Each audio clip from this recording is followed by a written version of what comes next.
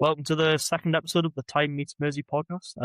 This will be coming out a bit later than expected. It was initially meant to be. What was it last week? Was it Sunday? Yeah, it was only Sunday, but obviously we've both got pretty busy schedules, working and other things like other commitments. So it's at the end of the week, but we are sticking to the promise that it is coming out weekly. So there we go. Yeah, finally managed to get something. It's a bit of a, I don't know about you, I mean, it's later in the day. It's been more of a tired episode myself. I was up very late watching the England game last night. Yeah. I understand you watched the Argentina game, but great result last night. Absolutely fabulous. Brilliant. We'll get on to that in a bit, though, definitely, because we're going to start off differently this episode. We're going to dive straight into it. And obviously, a lot of people we got people to message us, and we messaged people as well, asking for their hot takes. Obviously, it was really popular, wasn't it? The hot takes. I think we got some positive reactions from that last week. So we're back again with another 10. We've asked some of the same people, and we've asked different people as well.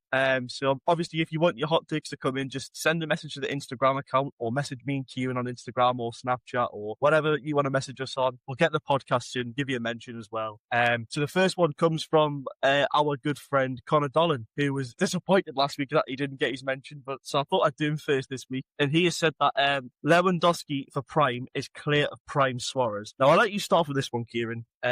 What do you think? Well, you said Lewandowski. I don't know if he means prime, if he means overall, but either way for me, I'm going to come out straight away and say I disagree. I think Lewandowski's a fabulous striker. He's one of the best strikers of probably our generation, and he's accomplished a lot across his career. But for me, it's definitely Suarez is a lot better from aspect of achievements. I'd say they're probably about on par, really. But Suarez, for kind of his technical ability, for me is a lot better. And like Lewandowski, I always thought kind of like he played with decent teams. They were always at the time when he was at Bayern, they were either the best or one of the best teams in the West. Suarez, you have a look at kind of, I mean, where he really obviously broke out was at Liverpool, back in like the early 2010s, and he was just phenomenal in a team that really wasn't great. And that was a big problem with Liverpool for a very long time, was that they had good players but not a good squad. There was a couple of really good players, and then it just wasn't a great team overall, wasn't achieving much. But Suarez was definitely kind of a shining light on that, especially after losing Fernando Torres. I mean, going from Fernando Torres to Andy Carroll's not the best, not the best kind of situation to be in. But then to go from Andy Carroll to Suarez was massive. And then Suarez even. Well, for Liverpool, he was meant to leave. I believe it was in 2013, but Gerrard got him to stay another year. I convinced him just wait a bit. He was going to join Chelsea, I believe, and he said, "Look, there'll be a bigger team coming," and then that's how MSN were born. Because Barca came in, they had Messi already, they've got Neymar, they've got Suarez, and we've got probably the best backing three of our generation, really. And as much as I do definitely like Lewandowski, to me, it's certainly Suarez's weekly, and I'm going to disagree with Conor there, I think. Yeah, I think definitely for me, it's like I said earlier in my career, I thought that. Sorry, not career. I meant just, I don't know what I said career there. Just like when I'd be watching football. It's the same as if I'm a professional already. Anyway, but no, when I was watching like Suarez and Lewandowski when I was younger, because they were both in their prime when I was younger, I always used to think Lewandowski was better, but that was just preference to the striker that I liked watching. And I always used to argue, like Conor did now, like Lewandowski's better than Suarez. But then now I look back on it as I've grown up a bit more. You kind of realise how good Suarez was in his prime. He's one of the only players to ever compete with a prime Messi and Ronaldo. No one's ever competed with them, being on par with them. Maybe Griezmann one season, and that's about it. So I disagree with Connor again there, but that is a good take from Connor. I can't see where he's coming from. Certainly, I think it's a good opinion, but for me, definitely, I don't think it's for me. I do disagree. No, I do. The next one's from Kyle. Kyle has put Jordan Pickford is England's best keeper of all time. Now this is a hard one for us because growing up, to be honest with you, like from what we remember, Jordan Pickford probably is the best keeper because England never really had a good keeper growing up. Joe Hart was solid. He did a job, but he wasn't like standout like Pickford. And obviously the only one I can really think of there is like someone like Gordon Banks or David Seaman. I was when David Seaman was playing, I wasn't born, or I was, and he got a bit older. I was like 3 years old. Yeah. I think I can't remember. I don't know. Gordon Banks, I mean, maybe. In terms of what people go off though, I would probably say, I don't know, it's a tough one actually. I'll probably say no because I need to see what it's hard to say, but I need to see what Gordon Banks was like or David Seaman before, like the stuff you hear from them, you just think, oh, they're absolutely incredible. Like they're just so good. But there's no disrespect to Pickford, even though I'm not Pickford's biggest fan. No, as a person, because he's a Mackham. I mean, I do have to mention here that Kyle is definitely, just to mention it, he is an Everton fan, so maybe some bias in there potentially. But either way, I think I agree with him in a sense of you look at how England did previous competitions, like before our time. And like even there was, I mean, look at Euro 2008, we didn't even qualify. You know what I mean? Yeah. And like really struggled with some of the upcoming ones from the World Cups, and even like Euro 2012 and 2016 especially. Like going out in the round of 16 Iceland, that was not England's finest moment. It's the final competition before we got Southgate. And No, exactly. from that point on, we have always called very well with Pickford, like World Cup 2018 semi-final, and obviously there was a lot of controversy around like that exit and how maybe we should have won the game. Yeah. And that's not me knocking on Croatia. That Croatia side was very good, but there was a lot of cheating in that game, and I could have seen England in that World Cup final. Not saying we could have won, because I don't think again, we would. a very good France. It's exactly the same as this. Yeah, Yeah. brilliant France side. You know what I mean? And I don't think we would have won, but Jordan Pickford phenomenal, you know what I mean? Then after Euro 2020 getting to the final, and good penalties, then obviously the World Cup 22, it was the quarterfinals, a bit of an earlier exit, but again against France, a phenomenal side. And then the last Euros getting to the final against Spain, and then now we're present day, we're in the semi-finals once again of the World Cup, first time in 8 years. And even last night, like some of the saves Pickford made, you know what I mean? He really kept me in that game. And it was a shame to see kind of that first goal that Norway scored to a 1-0 up. Because Pickford, he did well, but I just don't think he was expecting to go in. He kind of was looking, he's probably thinking it's going out. He just didn't get a hand to it, and it went top corner. But phenomenal finish, I must say that. But no, I think I do agree. Jordan Pickford, he's a really solid keeper. And like you say, you might not like him as a person, but he's a top keeper. And he's managed to keep that number one position with England for a very long time for a reason. Yeah, to be fair. As I say, I just don't like him as a person because obviously I'm a Newcastle fan. And yeah, I think he's got arms like a T-Rex. But, I can't knock him, can't fault him. He's fantastic for England, always has been. So yeah, moving on to the next one though, this is from Maddox. I think we had Maddox last week. we didn't. We didn't. No, I think it was someone else then. But he says Harry Kane will win the Ballon d'Or. Now I just fully agree with this one.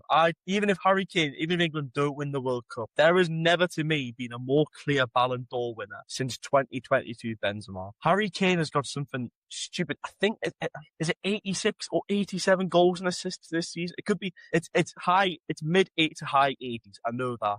This season for club and country, and I mean that's just ridiculous because obviously the bar of the standard there is Messi's record 91 goals in assists season. It's just unbelievable, and to think that someone has come that close. I mean, like Harry Kane has like outscored Ronaldo in most seasons. In fact, every season. I think it's every season Harry Kane has outscored Cristiano Ronaldo. Yeah, I'm not saying if I was a better player, but I'm just saying, we consider Ronaldo one of the greatest of all time, and it's like Harry Kane's just done it for you. Harry Kane's done it in a team that's finished for Spurs.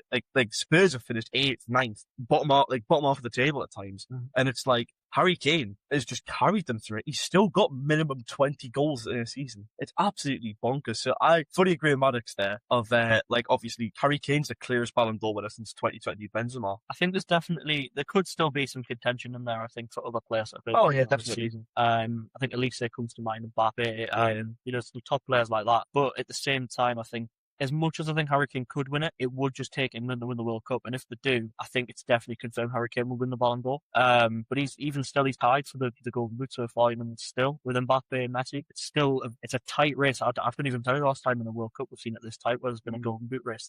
Even like off topic of Harry Kane, but even like Jude Bellingham, 6 goals in 6 games for England this tournament. As a midfielder, that is impressive, and to just be one behind the current leaders, you know what I mean? Same with Elise as well, being a winger. I think he's on 5, potentially 6. And Dembele as well. It's such a tight race for who can win the Golden Boot at this stage, and for that still to be, still one more. There's still the semi-finals, and that with essentially everyone that's in the Golden Boot race is still in the competition. No, exactly. It's just hard to call. But if Harry Kane does win potentially the Golden Boot at the very least, or would do somehow win the World Cup, because I'm not confident myself personally. I think the next game I'm very anxious for, the being Argentina, but I could see us potentially winning, maybe, but I don't want to get my hopes up. But I think personally, we get to the final. I feel like it's going to be France get to the final, and we can't beat France. Like they're just an absolutely brilliant team from top and bottom of the pitch. They're just fabulous. Yeah. Not that I'm knocking on England's performance. I think we've got some great players. It's been a shaky couple of games. We've been inconsistent, but it's definitely improved as we went on in the tournament. But no, I think if England can pull it out the bag and do that, I think Harry Kane definitely wins the Ballon d'Or. If not, I think he's definitely a high contender, at least finishing the top 3 for me. So I'll go for an agree on Maddox there. I think I could see Harry Kane winning the Ballon d'Or. That's what he do as well. The next one's from Callum. Now, this is an interesting one. This is not necessarily about a player, a team, or a tournament, or anything like that. Callum has said his hot take is football is boring to watch. Now, I wanted to include this one because I obviously disagree, and maybe that's me being biased, but I'll use this World Cup for an example, right? I know people who don't watch football. Take for example my mum. My mum isn't the biggest football fan ever, but I've seen her sat down, right, watching not even England play. She's been watching other teams on the TV play. Tournaments like the World Cup and the Euros, because England are playing in it, it brings people who don't watch football together. There's a togetherness when we all, like, you go into your local pub or you go to a friend's house to watch it, right? Say, for example, our friend Joe Goodfellow, right? I was going to say that, yeah. He is not a massive fan of football, right? He's coming to Matty's house to watch the football because he just wants to be there. Like, football is not just, it's not boring to watch. It's not necessarily about watching the football. It's about the togetherness of everyone sort of like just being there and, you know, socializing and things like that. So I just fully disagree. Football's boring to watch. I think it's just not even about the football. It's just about everyone being there together. But obviously maybe I'm being biased because obviously I'm such a massive football fan, as you say. But yeah, I disagree with Alan completely. I think with Joe, sorry, stumbling over my words a bit there. With Joe, even last night in the car on the way back, I said to him, I said, look, like, because I can tell, like, from when we first went out for the first game for Croatia, he didn't seem too interested. He's not a big football fan. He doesn't watch football at all. He knows very little about it. He knows maybe it's probably like 8 players or something like that off the top of his head. You know what I mean? But he's definitely, like, he's getting more passionate. I can see him even when we scored last night. He's up and joining in the celebrations. You know, we're all singing Wonderwall in Matty's living room, and he was really getting into it. And he's asking questions about football. He's showing interest. And even I've got someone at work called Kyle. He's not the Kyle that's in the hot take, but he doesn't watch football. But he's getting into it as well, and it's all because of this World Cup. And everyone wants to see England do well. At the end of the day, the country becomes united in that one cause. It's we want to see England win. And I do see where Callum's coming from. There is times I'm like, I love football. I love my football club. I love my country. But there's times you do kind of, it's not so much of this World Cup for me. I've really wanted to watch all the games. I've enjoyed it. But there's times during the regular season of the Premier League, I've come in from work or whatever, and Liverpool are playing, and I've kind of just thought, I can't be bothered to watch it. Or like, and it's not, again, this isn't like for my passion for the club. I'm not saying I don't have the passion or the interest. It just, there is times, it is sometimes a chore to watch football, but I don't think overall it's boring to watch. You can, like, even, I think I mentioned it last week about Germany, Curacao. I sat and watched that game and I enjoyed it, you know, and I watched a bit of Spain, Saudi Arabia and stuff as well. Like, there's games like that where it's like, it's not, none of my countries involved. I couldn't really particularly care less how they finish in the competition, but you still watch it because you know it's going to be an entertaining game. Even Champions League finals, I'll typically watch them if I can. Like, I didn't watch last year's Champions League final, but I watched it a little bit at work. Or this year's rather, sorry. But last year's, I went out my way to sit and watch the Inter Milan final, the Inter Milan PSG final.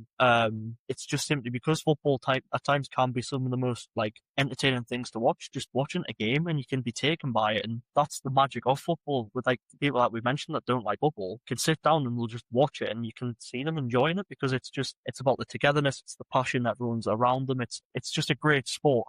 So I think for me, I do disagree. I don't think it's boring to watch, but there is times I have kind of felt it can be a bit boring. And there's definitely certain styles of play, like Arsenal got a lot of flack last season for playing very boring football, but it was effective. They did win. Yeah. They won the Premier League, but it can be boring at times. But I don't think overall as a product football is boring. No, I fully agree with you there. So we've got the next one, which is Ollie here has put France won't win the World Cup despite everyone saying they will. Now I'm actually going to agree with this one. Now I'll start off by saying I had an absolute stinker. Right, I put a bet on, and I also said to everyone that Morocco would get to the final of the World Cup. Well, they just didn't decide to just not turn up against France, and France absolutely demolished them. Yeah. It could have been more than 2-0, to be honest with you. They were absolutely abysmal. So, so that was funny. That made me look a right idiot. What did you put on? Give us a fiver. I stuck a fiver on for Morocco to get the final. That idiot. I did say I knew from sorry, cutting there. No worries. I knew from from watching them at the last World Cup, they were like a perennial dark horse. So the same as like a Belgium or a Netherlands. They did well, but for me, I didn't see them getting to the final personally. I don't think they've got that depth in the squad for like the overall quality to actually push for a final. And like obviously they got to the quarters, which is still a very impressive feat. And you've got to take into account as well. I mean, there's an extra stage of this competition as well this year. You know what I mean? I mean, we can probably talk about it a bit later. I've also seen something about potentially the next World Cup being 64 teams potentially. Oh, we'll get onto that in a bit. But yeah. But it's impressive to get that far anyway, but for me, I didn't see Morocco getting that far. And as for Ollie's take, I mean, I don't know what you were going to say really, but I could see France winning. I mean, they are, for me, the best performing team. They're probably on paper the best team. They've got so much depth, great quality, and they've had some good performances for the most part. I don't really think I can, off the top of my head, name a bad performance from France in this World Cup. Like, that's been detrimental anyway. And having some of the players who've got an attack like Mbappe, Elise, and Dembele, I couldn't see anyone getting in the way and stopping them from winning. But of course, as an England fan, you'd love to see us get to the next round and we'll get to the final and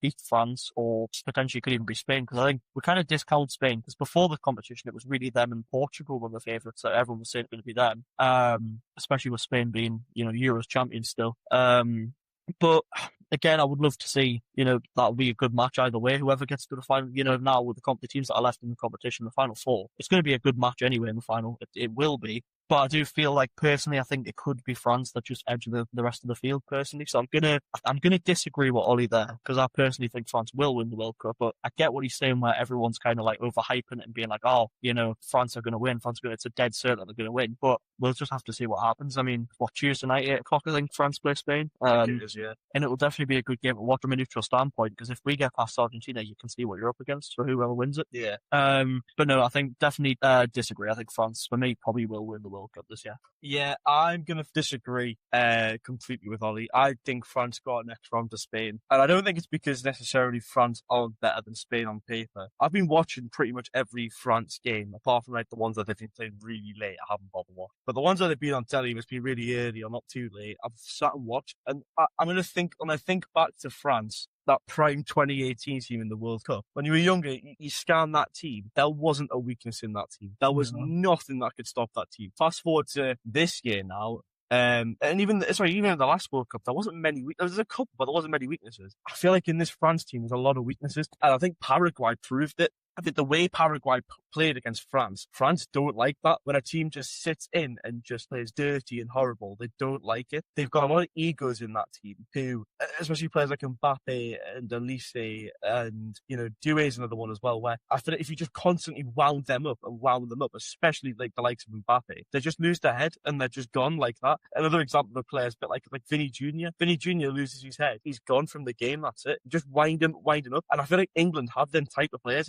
If we play France in the final, we've got them type of players like Bellingham, who's got a bit of a potty mouth. Gordon is a little wind up. You know what I mean? Declan Rice can be a wind up. Anderson could possibly be as well. Do you know what I mean? I think, and honestly, I don't think France's midfield is as strong as it used to be. Their midfield's Rabiot, it's not Kante. Kante's still not playing there. Rabiot, Tuchel, not amazing. He's been out injured as well. Like the legs, it proved it as well in some of the games you watched. France's legs didn't look as good on paper generally. If France played England, I think England's midfield will lock down France. I think Rice, Bellingham in the 10 and Anderson. And even if you slot in Cotton, maybe Kobe Mainoo, I don't know. But Kobe Mainoo's a bit unathletic. But anyway, I do think he's unathletic, Kobe Mainoo. I don't think he's very quick. But I think they will just lock down France's midfield. And honestly, your midfield, because I can say this from experience, because I play there sometimes, there in fullback. More when I was younger, I played in midfield. A midfield can win you the game. If you've got control in the middle of the pitch, you win the game. Well, on that point, for me personally, I know it's not about France, it's all about the midfield winning the game. Look at PSG. Yeah. Genuinely got the best midfield in the world. And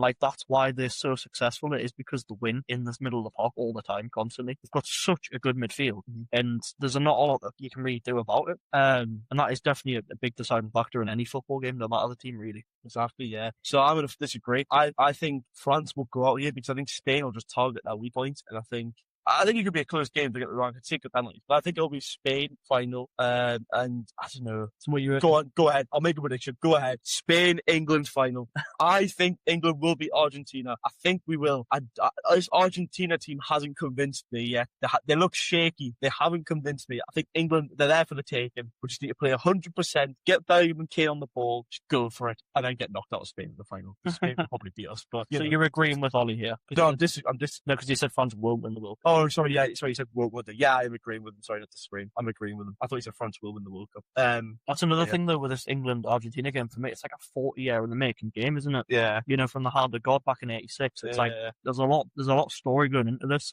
Even last night we were talking about it. July 11th for us has not been a great game, a great day. So obviously last night we beat Norway, but we lost to, I believe it was Croatia on July 11th back in the World Cup in 2018, and then it was the Euro final on July 11th in 2021 when we lost to Italy. So that was a big kind of talking point for us. And there's a lot of stuff around this stage of the competition for England where it's trying to right them wrongs, you know what I mean? Yeah. I would love to see if we could beat Argentina. I don't know if we can. I try not to kind of say too much because it's I don't want to jinx it, you know. We don't be like, oh, England are going to win or lose.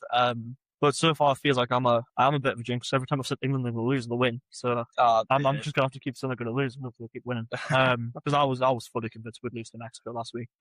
Especially in the Aztec. I like just everything about that fixture. It's just for me, I didn't see England winning. Yeah. Pleased we did, obviously, of course. And in Norway, I wasn't convinced we'd lose, but I wasn't convinced we'd win either. I knew it'd be a hard game, and it was exactly that. It was genuinely a really hard game. And initially, I think we played really well. Like, we had a lot of the pressure in that final third. Like, you kind of seen there was a lot of space that England weren't taking advantage of, but it really hemmed Norway in. But then it just, as for me, it was the hydration break. Yeah. As soon as that hydration break came, the wheels just started falling off. I know, I hate that hydration break. Anyway, we'll move on to the next one, which is similar.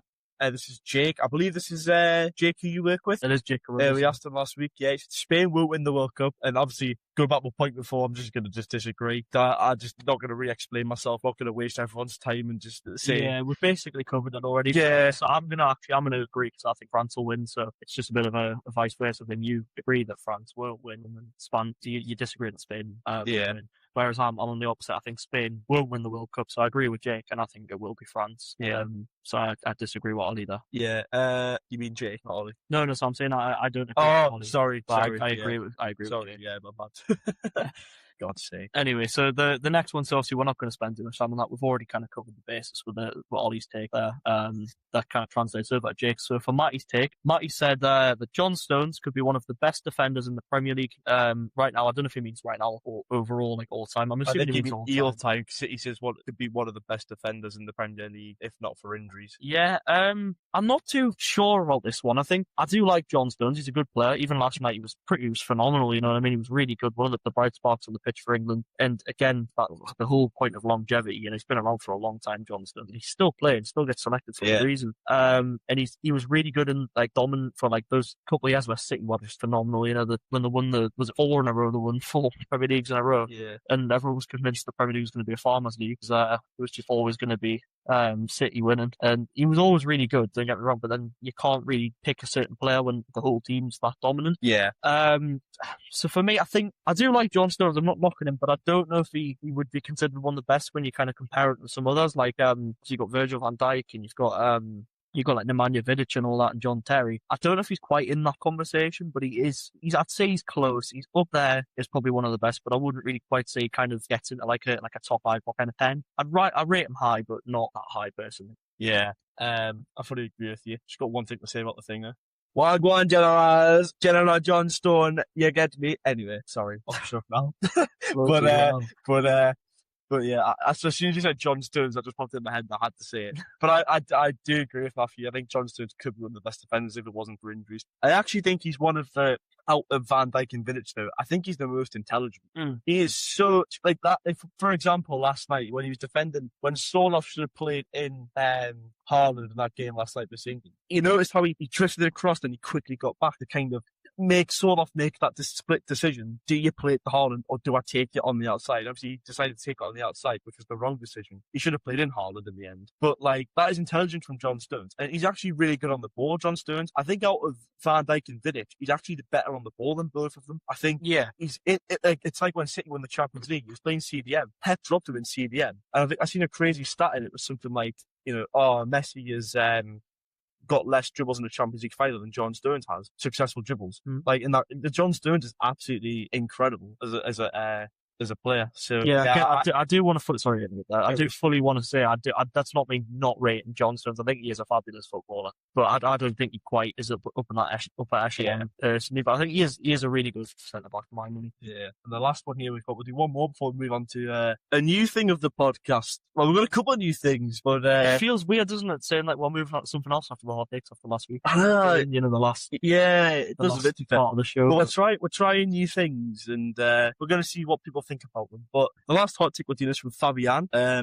believe Fabian is a Barcelona fan. You said, yeah, she's my manager at work, and she's a Barca fan. And she said that Vinicius Junior is overrated. I'm alright to start on this one. Yeah, of course. I fully agree with her. He is one of the most overrated players and wingers I have seen. Don't get me wrong, there is such a talent level there, and he could be one of the best in the world. And maybe at one point he was, but his ego let him get in the way. He's got such bad sportsmanship, and it's like he doesn't set an example to his teammates, any kids that watch him, any fans, anyone that's inspired by him. He just doesn't set a good example to at all. There's honestly not much I can really add there. I think I totally agree. Yeah. The main point for me is his attitude. He's not a very sportsman player at all. And for me, to be as good, like highly rated as he is, a big part of being that level of footballer, being one of the most recognised footballers in the world, I think you've got to have a good attitude. You've got to be a role model. Because, of course, football isn't intended for kids to watch. It's not like it's specifically for children, but everyone watches football, but there's a lot of kids watch football and how massive it is. Even as you know, when we were growing up, you look up to these players and it's not setting a good example. People are looking at Vinicius Jr. and the way he acts, that players are going to start acting like in Sunday League for like little kids, man, like just start acting the way he does and like kicking off. It's not a good look. And one thing that really got me was when he found out he wasn't winning the Ballon d'Or and Rodri won it. Yeah. And he decided not to go to the ceremony. Like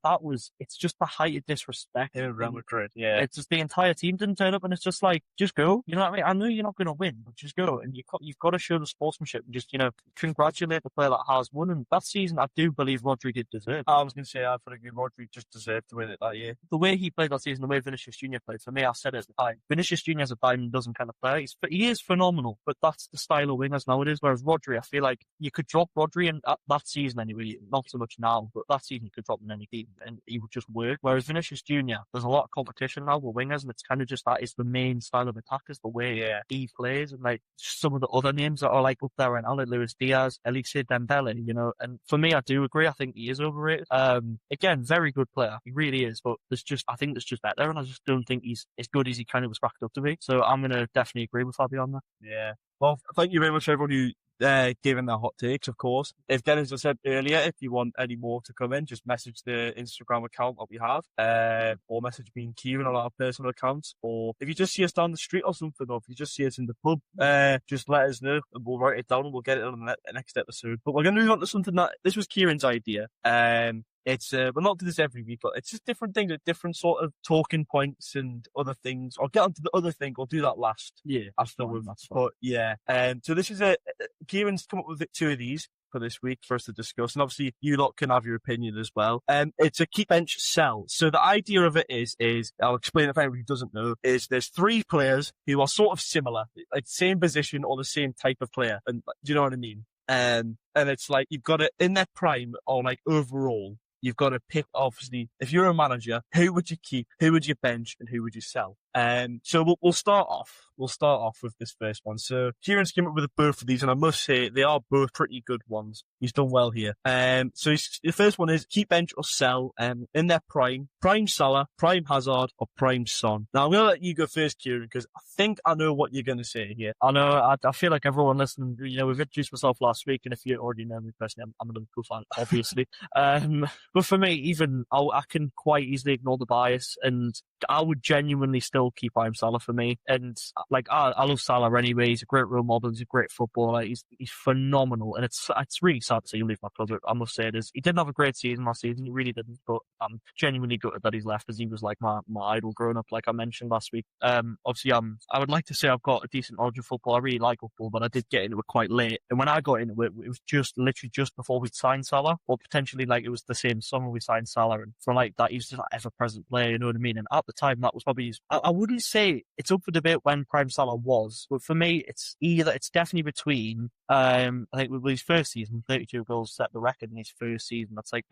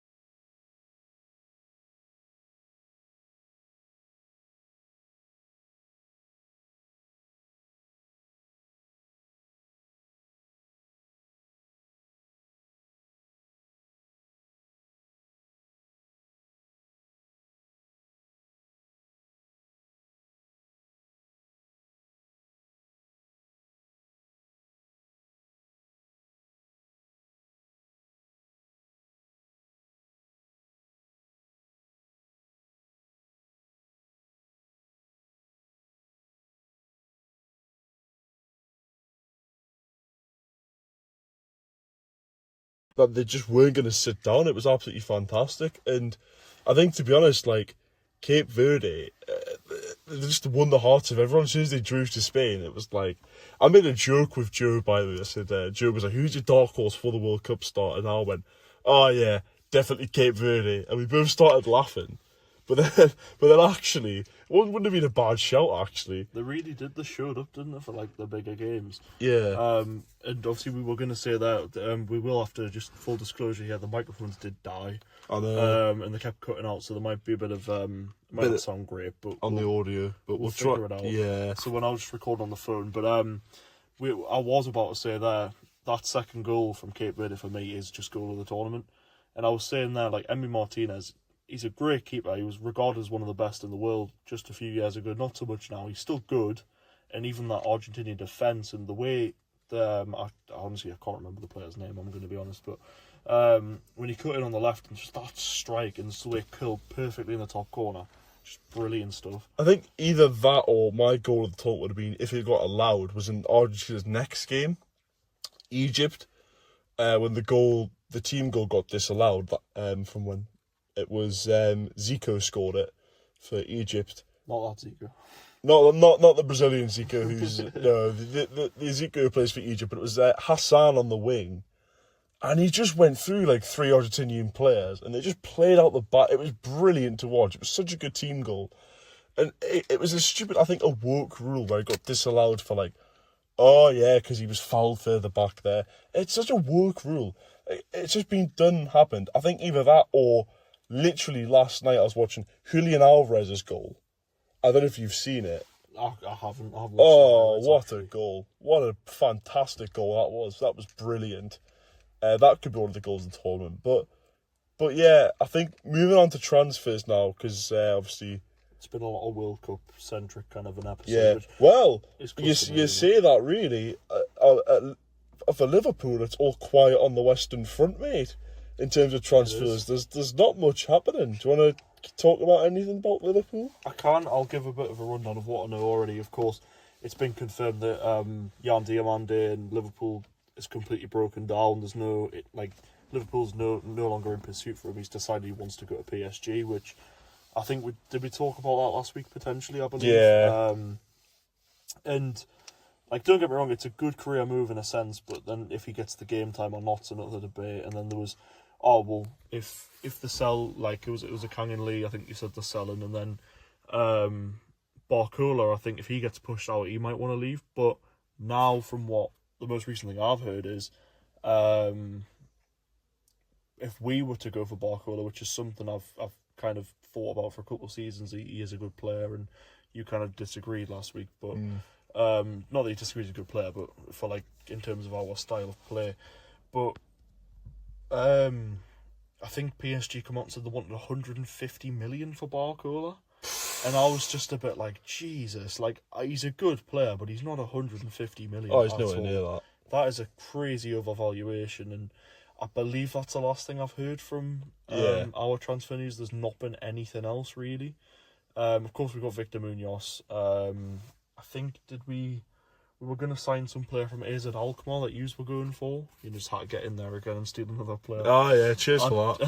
I don't know if we did or not. I haven't really heard any more. No, I don't think I have. I've not heard of any outgoings. One thing that was talked about, it's kind of steamed off of it, was Darwin Núñez coming back to Liverpool, which... That's been confirmed, that. It's not going to happen. No, it was fake news. Fabrizio and Ornstein, I've seen that. They confirmed it a while back. Yeah, it's fake. It's a shame, because I do really like Darwin Núñez, and I think he actually would fit into the Areola style of play, and I think he would actually excel and outdo his first spell at Liverpool. And obviously that would make Joe Saunders a very happy man. Oh, it would, wouldn't it? But no, there's not been a lot of talk really, but I'll let you kind of... There's obviously a lot of other transfer news in general. Something I do want to quickly mention before you get on the news, probably should talk about Newcastle. Oh, I am. there's quite a bit going on there. Something I seen the other day was somebody... Do you know them stupid videos you get on like YouTube? It's like the FIFA cards, like, oh, players my respect's gone up and down for. Oh, that yeah. Stupid stuff. Somebody said that their respect went down for Enzo Fernandez for wanting to leave Chelsea while the club's struggling. I understand what they mean, don't get me wrong. Like, you've got to stick by the players. The players have got to stick by the club, sorry. and especially kind of how vital he is to the team. But you've got to look at your career front. If Chelsea aren't going to do very well, a player like him is going to want to move on, and I totally respect that for his career. I wouldn't say my respect's gone down for him for that. I think that's genuinely a very smart move. If you feel like Chelsea's a sinking ship, you move on. It's always the case, no matter the club. Not that the player's bigger than the club, but we say this anyway, but for their own sake, if you don't feel like things are going to get any better at that club, you move on. Yeah. It's as simple as that. Exactly. But I'll let you get on about the Newcastle transfer news. Oh, yeah. Well, it's been hit and miss for me this week. Shall I just start off with the bad news? That Bruno Guimaraes is most likely going to Arsenal. Now, I could generally just sit here and start crying. Like, that is the face of the club just gone off the window. Like Jordy Josh. He's come just up again. Start playing Bohemian Rhapsody in the background. 2 weeks in a row he's going to mention on the podcast. Oh, I know. Honestly, he's a sound bloke. I've met him. He's a sound bloke. But no, I mean, like, honestly, it's just terrible. But I was just about to say, it's the exact same as Enzo Fernandez, isn't it? All of Newcastle's main players are leaving and going. Mm. He's probably thinking, this is going to turn into a sinking ship, which it might. It could. It's either going to be, for us, next season, make or break. We're either going to do absolutely fantastic and maybe get Champions League or Europa League, or it's just going to be a sinking ship and we're just going to be like fighting relegation or really near the bottom half of the table. I have to see how the signings do and how we adapt. But obviously Bruno leaving for 80 million. I know he's got 1 year in his contract. I still think that's too little for him. That could be me being biased, but I think that's just too little. You think that could be biased, but honestly, I kind of agree. Like, 80 million's a cracking price tag for a player. Not like nowadays, I know it's kind of starting, you can see it more and more now. There's players going for like 100 million, 110, 120, 150, you know. Because obviously, I mean, the record was only broken this season. You know, the record was Moises Caicedo at Chelsea for like 101 million. And now it's jumped up significantly. Now the record for the Premier League is 150 million for Isak to Liverpool. But it's kind of like that. It's just inflation in football, isn't it? Yeah, but exactly. We did talk about it last week, so there's no point in kind of getting back into it. But for Bruno Guimaraes, kind of like, not about him as a player, the price tag, but what he means to Newcastle. Exactly, yeah. Of how genuinely, like, his impact on that team is. It is, like you said, for a make-or-break season. Any games make or break if Guimaraes is playing or not, because he is just that good. He's a great captain and he's a great midfielder for Newcastle. And I can't again see what you mean if it is a case of a sinking ship where Newcastle are starting to look a lot weaker than what they have, and the wheels are starting to fall off a bit.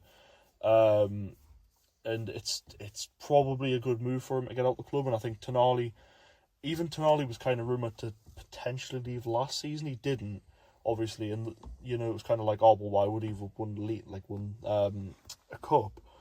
But it was more like it's probably time for these players to move on. Isak got out last season. It's Tonali and Bruno this season.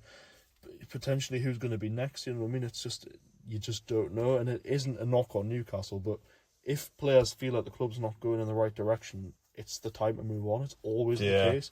If I felt like my club was going downhill, which last season it really was, and I was so pleased, honestly, no massive disrespect to the man because he won us to the league, but if Arne Slot had stayed, I was seriously worried for the state of my football club because he's genuinely it just wasn't working at all. It wasn't the right goal, and I could see players leaving. Like, that is potentially, we don't know for sure, but that's probably the main reason Salah left was because Slot was manager and they really didn't get along.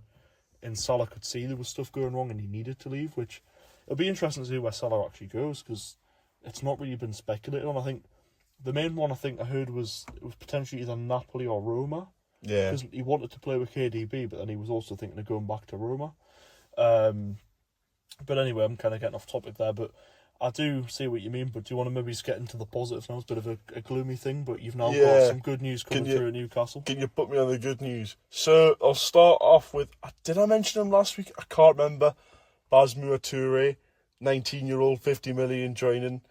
I mean, 50 million's a big price tag for a 19-year-old. So I'm expecting big things from him. But I can't say I know him. I can't say I've ever watched him because he played for Hoffenheim. I seen on Twitter a lot of Hoffenheim fans were saying, "Oh, he's absolutely fantastic." Newcastle have got a great young individual lad who's really promising, so that's good news. But Mate, I don't mean to interrupt, but what is it with these Bundesliga teams, right? You see it all the time. When a Premier League team comes in and signs that player, it's them videos all the time is get excited. Here's the highlights of this player for our club. And it's like, why do they do it? I don't understand it. Like, I get it's kind of amicable and it's good for the players to live on good terms. But my God, it's always just such like it's like a glaze on the player. It's like, look at this play you signed. Look at this play you signed. I don't understand it. But anyway, back to the point. But it's always the case. It really is. I know, yeah. Obviously, as well, Sean Stewart signed as well. Again, I think he's, in terms of what I think he is, I think he's a Joe Willock replacement. I think this is Joe Willock's last season. Which, again, I like Joe Willock. He's a class player, but I'm not exactly, like Bruno. I'm not hand over heels over it. I'm not bloody absolutely crying. But, I think, to be honest with you, like, Bruno, he's the captain of my club, and it's like, I'm going to be devastated. Joe Willock, yeah, he had that good lockdown season, didn't he? But, I mean, it just depends, really. Obviously, as well, we're about to sign Johan Manzambi as well, hopefully, as long as no one comes and gets him. That's the one I'm looking forward to the most, because I've seen him play. If he plays like that level for Switzerland, as he does in the Premier League, I think we won't keep him for very long. I think we'll sell him for 100 million because he's such a talent. He's so good. And actually, that's now going to get closer because I think him and his agent was saying that once the World Cup's over, they'll focus on finding his future club. And Freiburg are wanting... We've agreed a 60 million package deal for him, which isn't a bad price tag in this day and age, but it's a big risk, 60 million for someone who's not playing in the Premier League. Mm-hmm. But again... Newcastle are, I think, at the minute investing in the youth and going for a risk for it. But yeah, that really on the transfer news, to be honest with you. I'm not really... there's nothing jumping out at me for any other clubs, really. I did see the other day that United had signed Andres Santos for 50 million. Well, I mean, I just think that's such a poor deal, to be honest with you. I just don't really... He's not that good of a player. I don't mind him as a player, but it is 50 million. I'm not too sure on, but it is United. You see it all the time. It's been a story of the past 10 years. United, they get fleeced with a lot of players, and they're happy to just splash the cash on anybody. Exactly. Yeah, I'm trying to think of any other big kind of transfer news. There was something about a month ago, which we didn't mention last week, about Dumfries was potentially linked with Liverpool, and he's decided to go to Madrid.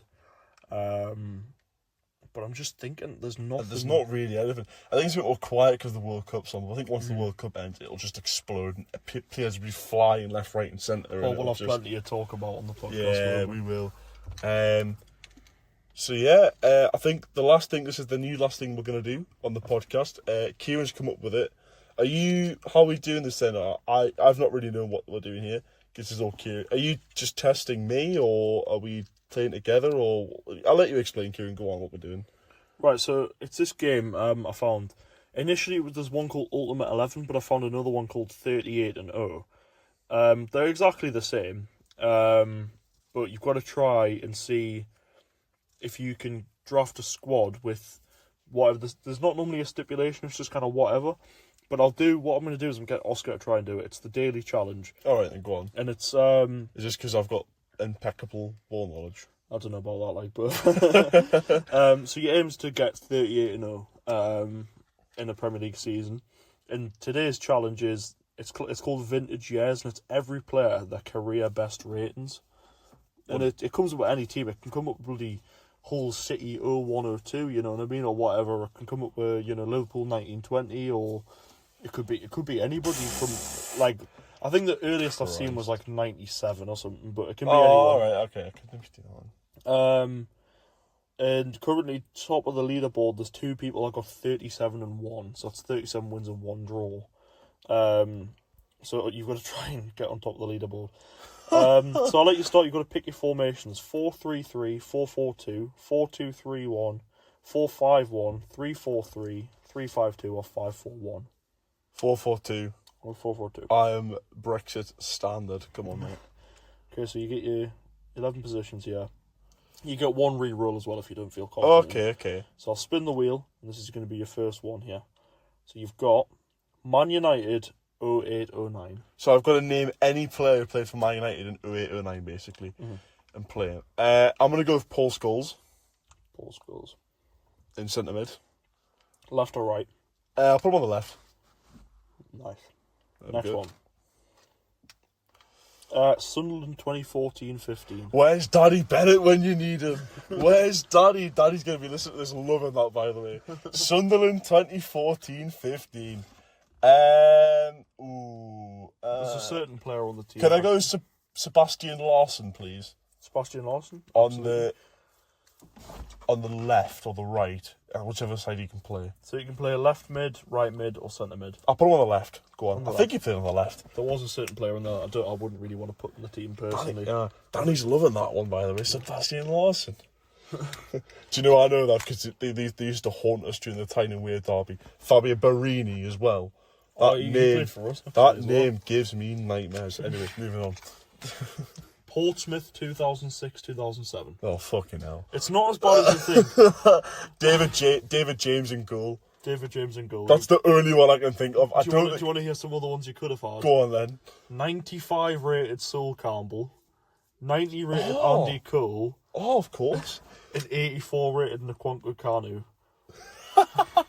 But Glenn Johnson as well, I suppose. There. Glenn Johnson, yeah. But cool. David James in goal. David James, yeah.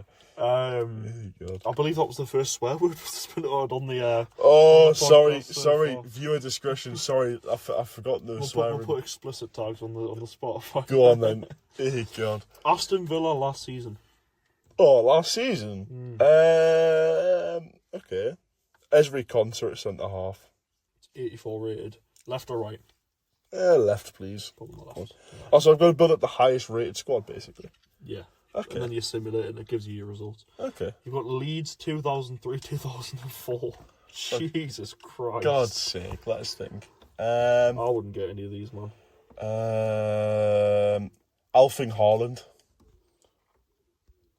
Did he play? 2000, was that early? I think it was earlier. Alfred Holland was not at Leeds in 2003. 2003, 2004, Leeds. Oh, God. This is... You do have your one reroll. I'd use it wisely, but you could use it here. Let me have a little think before I re-rule. Were they still in the Premier League? I think they were. I think they were still in the Premier League. I think this is mostly just a Premier League one. So yeah, I think this was one of the last seasons that they were still in the Premier League for a while, last few years. Did Mark Vidukic? Mark Vidukic, is he on there, is he? Well, I don't know who Mark Vidukic is, but there's Mark Viduka. Viduka, sorry. Not Mark Australian Vidukic. striker. Mark Viduka. I'm thinking Vidukic who played for Newcastle, not Mark. Sorry, I meant Viduka. My bad. Put him at striker, yeah. You could have also had 89 rated Lucas Radebe, centre back. Oh my God. South African. Alan Smith. David Batty. James Milner. James Milner. Oh, of Milner's a good course. shout. It's got him 82 rated. That's quite a disrespectful thing, I think. The highest rated for James Milner, 82. I'd give him an 84, something, me personally. Oh, what's going on there? We'll go with Duca. Is that left striker or right striker? Put him left. Put him left. Put everyone on the left, yeah. Alright. Jesus Christ. QPR 2011-2012. Bobby Zamora. It's a good one. 79 rated. You could have also had Sean Wright Phillips, Jibril Cisse, Joey Barton. What? Bobby Zamora's only 79 rated? Are you joking? Jay Bothroyd as well. Are you joking? Joey Barton is higher rated than... Oh, that is sham. I should have got Jibril Cisse in mind. That was 85 rated. Jibril Cisse. Bobby Zamora on the right. Bobby Zamora. Arsenal 2010-2011. Okay. That's alright. That's a nice one. 2011, 2012. Cesc Fabregas. Cesc Fabregas, good job. Yeah. I'll go Cesc Fabregas in the midfield. Oh, God. Southampton 1995-96. Oh, my God. I've got one, but my position's already filled.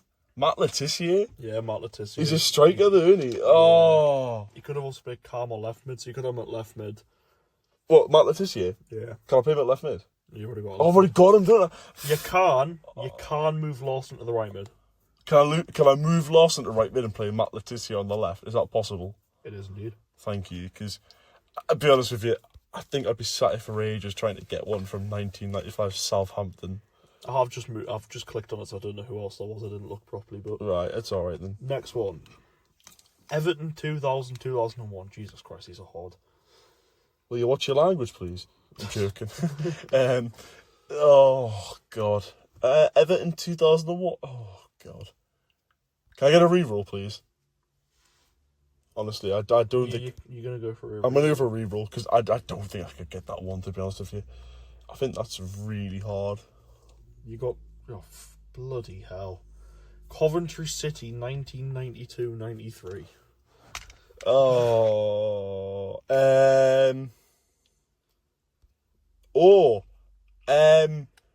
No, he was... No, it was Portsmouth and it was earlier. Oscar, I'm going to have to interrupt you. I've just been informed by Joe Saunders Oh. that breaking transfer news. Mam Zambi has gone to Aston Villa. What? He said to look at Insta so we can keep recording while you do it, but No, he hasn't. You shut up, you're joking. he said Man Zambi's gone to Villa. You're joking. Shut up. He's winding me up. He's winding me up. He's winding me up. He is winding me up. He's surely winding me up. Oh! Who you signed there? We've signed a 16-year-old player from Arsenal. I don't know who that is, but I don't okay. know who that is, I'm gonna lie. Oh, for God's sake, they have as well. Oh, you're joking. I don't want to hate about Newcastle. They don't get anything done. They get nothing done. That man Zambi deal was in the bag, and now Villa come in and da-da. Bloomin' hell. Yeah, so that's just some breaking news live on the podcast there that we've found out. So he wants Aston Villa, according to Ornstein.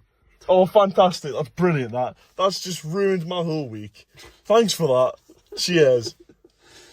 Anyway. God's sake, man. It's just ruined my whole week.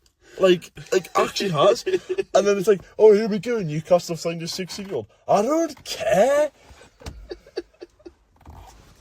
Honestly, Oh my God. fucking, it's Newcastle not getting anything done. Dilly-dallying. I said to them, I said, don't dilly-dally on this deal. Push to get Manzambi done because he's a talent. Oh, for God's sake, man. I'm sick of getting our players nicked. Can we just sign someone without having it nicked? That's ruined my whole week. Thanks, Kieran. You had to do that mid-podcast, didn't you? I do apologise, but I seen the opportunity. It would be good for the podcast. These live breaking news. Boiling now.